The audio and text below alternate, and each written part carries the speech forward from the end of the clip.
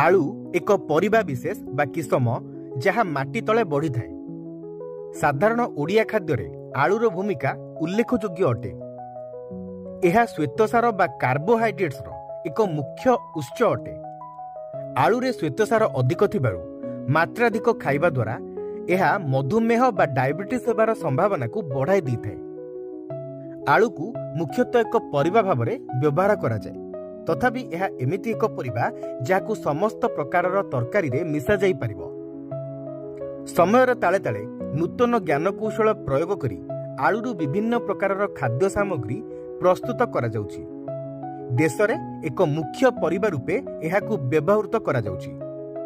आलू चाष क्रमे क्रमे अधिक लाभजनक हेबा फଳରେ अनेक चाषी एहा करिबा पई आग्रह प्रकाश करूछन्ति। कहिबाकू गले निकटरे निमापड़ा कुंवरपुर किछि चाषी एकत्र मिसी आलू चाष करी समस्तंको पई उदाहरण साजिछन्ति। सेमानंकु उन्नत बिहन जोगाइबा सह चाष प्रणाली बताई थाए अंतर्जातीय आलू गवेषणा केंद्र। राज्य उद्यान कृषि विभागर सहायतारे ओ पुरी कृषि विज्ञान केंद्र सहयोगरे एठारे एक प्रकल्प अधीन रे आलू चाष होइथाए।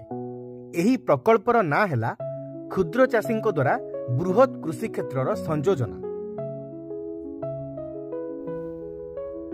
एही प्रकल्परे क्षुद्र स्वल्प जमीधारी चाषींको एक गोष्ठी गढ़ा जाई सेमानंको मूल क्षेत्र को एक बड़ क्षेत्र रे परिणत करा जाउछि। एही प्रकल्प अधीन रे उन्नत बिहन जोगाई देबा सहित चाषी माने सीधासळख किपरि विभिन्न कंपनी ठारू सार और कीटनाशक सुलभ दर रे पाई परिबे ताहार व्यवस्था मध्य करा जाउछि।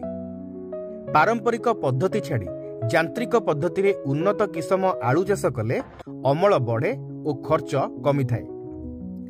खरीफ धान अमल परे जमी को पड़िया न छेड़ी सेठी जदि स्वल्प किंबा मध्यम किसम आलू चाष करा जाए ताहाले प्रचुर अमल सहित लाभ होइथाए। राज्य सरकारक आलू मिशन अधीन रे जारी रहितिबा एही प्रचेष्टा ओडिशा को जे दिने सारा देश रे आलू उत्पादन रे स्वतंत्र परिचय देबो सेतिरे संदेह नाही।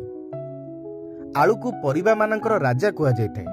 अन्य परिबा मानक तुलना रे एहार मूल्य कम अटे। खाली भारत नुहे दुनिया रे सबुठारे लोके आलू खाई थांती। आलू खाइबा द्वारा हजम क्रिया भल भाबे कार्य करे, हृदय सुस्थ रहे, कोलेस्टेरोल र मात्रा कम रहिताए। एथिरे कैल्शियम और मेटाबॉलिज्म अधिक परिमाण रे थिबारु एहा हमर स्वास्थ्यर बहुत उपकार करिथाए। स्पेशल रिपोर्ट समीक्षा न्यूज लाइव।